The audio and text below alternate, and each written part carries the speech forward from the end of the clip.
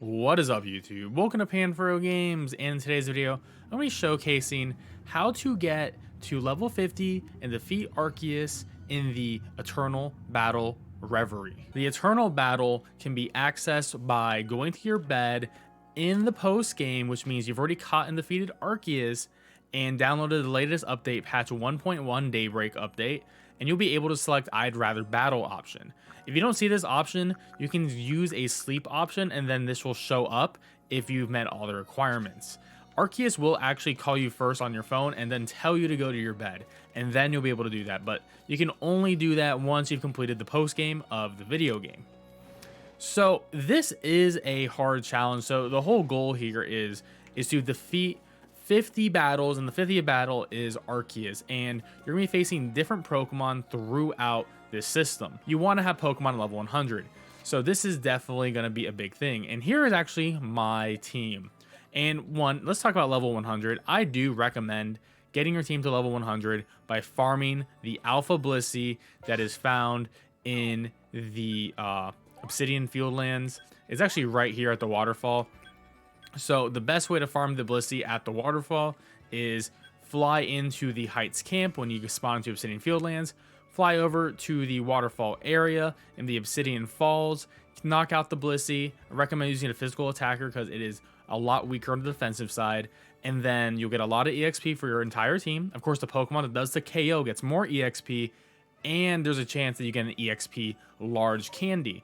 And you can use those candies to level up as well. So that can take a couple of hours. And the Pokemon I actually recommend leveling up is one. Arceus is an absolute must on this team. This Pokemon is insanely good. The reason why I really like Arceus is because, one, Judgment, when you give him the plate, which you definitely want to give him the legendary plate, will allow you to always do super effective damage, which is pretty insane, honestly, at the end of the day. That's just going to be a super crazy item that you always want to have on Arceus, and you actually get that plate once you've already defeated the game. And another good thing about Arceus here is, you know, he gets Recover and Calm Mind, and I will recommend you always want to have Pokemon that have Recovery. Agile style Recovery is going to be insane, so Roost or Recover is going to be fantastic. And then setup moves like Calm Mind is going to be great, increase your attack and your defensive stats, and you can do an Agile style and get that up, and then you can knock out the rest of the Pokemon. So these are things I highly recommend. And I try to follow that with a lot of this team. So if my team doesn't have Recovery, so Shaman has Recovery, which is pretty good. Darkrai has a really good sleep move with Dark Void with that 90% sleep, so that's going to be really helpful for us. And I recommend Priority, which is why I have Shadow Sneak, because you'll be able to get off a really quick move off, and if you do an Agile style, sometimes you'll get 2 moves off. I mean, which is why Weavile and Scizor are also on the team, especially Weavile, because Weavile is super fast, has Ice Shard, and you can actually cheese Arceus out by exclusively just doing Ice Shard, and Arceus will never be able to attack you.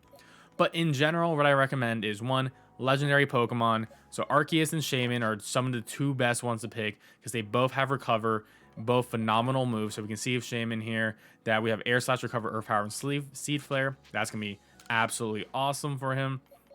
And then I recommend strong priority Pokemon, like Scizor is really good, Weavile is really good, Darkrai is a really good Pokemon in general because it has a 90% chance to put them to sleep, which is always going to be useful, especially in Agile style.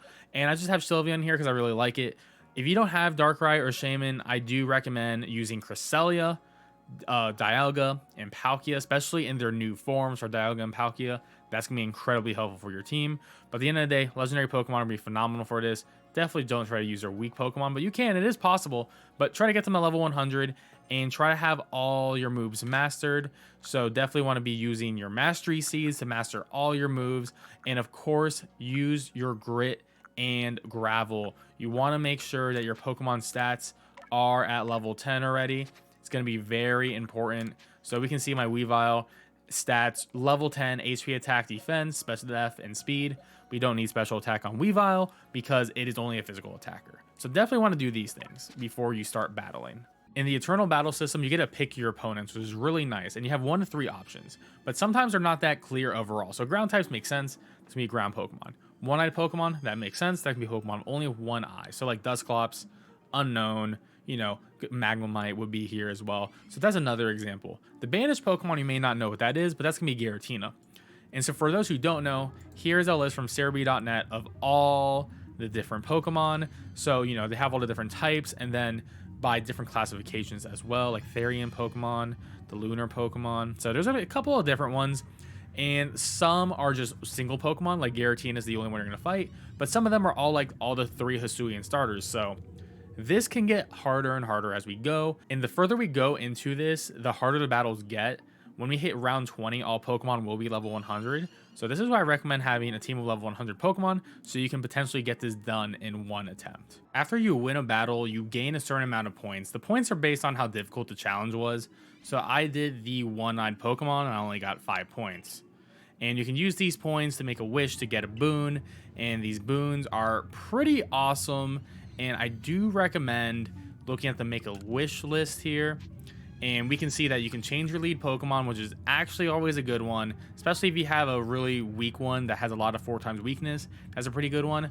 I don't think restoring HP is a good one. Restore PP is incredible. This one's gonna be so good because your PP does not get restored, and you need your moves, especially like big moves like Judgment from Arceus. It's gonna be vital to have PP on that. Different opponents is if you don't like what your current opponents are. I think this one's pretty lame. And then you can inflict status effects or lose half of your HP to gain double points on the next one. I don't think these are necessarily worth it either. These can really detriment you, but the HP one could be worth it if you do like an agile style recover to gain all that HP back. But usually, I think Restore PP is going to be number 1, and then maybe change lead Pokemon if you end up with a situation where the current Pokemon is sort of low on PP or super low on HP, and you don't want to have it knocked out. And now we're on Battle 11 of the Tower, and Weavile is actually really sweeping right now, which is pretty phenomenal. Ice is incredible, and the fact that we have priority of Ice Shard, as you can see, Ice Shard goes twice. We can even use Swords Dance twice here.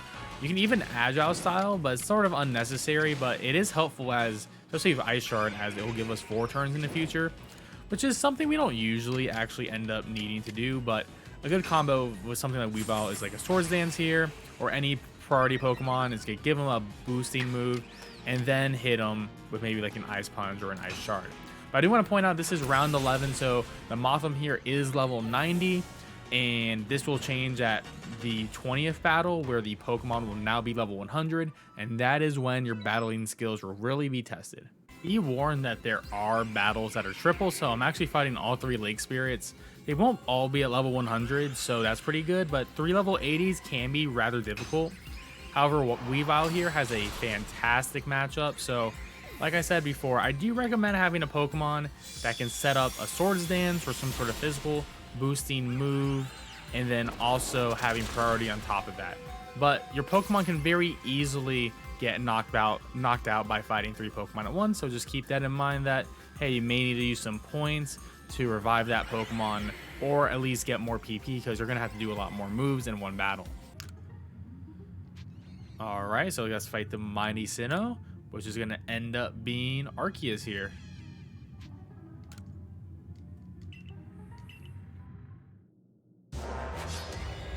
So yeah, we get to finally do a full rematch against Arceus, but this time at their full power, level 100.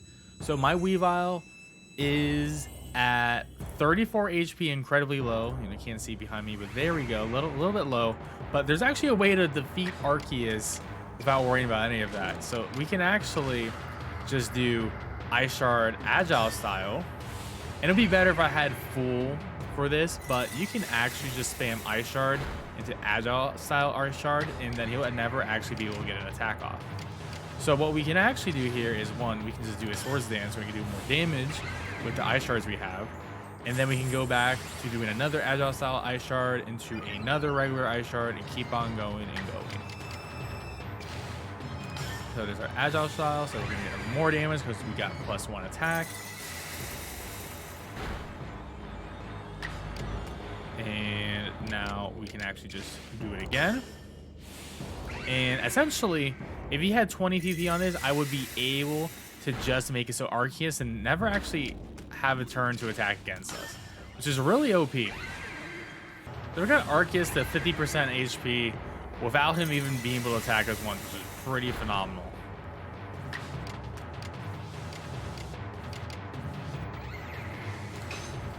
Now Weavel's probably gonna go down here, but Weavile did a lot of damage and we got the Frostbite. So we're gonna lower that special damage and we're gonna be doing 6% damage per turn here, which is pretty awesome. And he's gonna take us out, which is all good.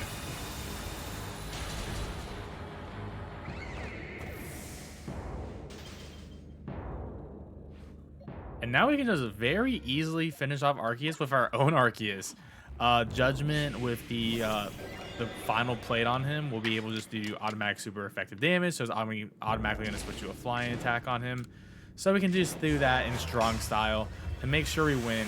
And that is how we complete the internal battle and get our 50 wins and defeat Arceus right there.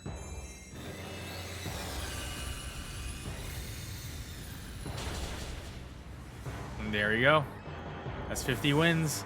Very easy, honestly, overall. Just have a team of level 100 Pokemon and you'll be good to go. And now you can keep going with the challenge if you'd like to, but we're gonna quit for here. And we got tons of gifts from all of that, which is fantastic. Great way to make money, actually, of all those nuggets. And the important thing is we got this symbol. Yep, we got the Arceus symbol now in our trainer card, which means we have defeated 50 battles in a row in the Eternal Battle. Hopefully you found this guide to be really helpful for clearing your 50 battles. The big thing here is get your Pokemon level 100, have a bunch of fast Pokemon and Pokemon that can also heal themselves, and you'll be good to go on getting 50 wins and getting this nifty stamp on your save file. Well guys, please like the video, it really helps me out, and subscribe to the channel for more video game action. Peace out and have a great one.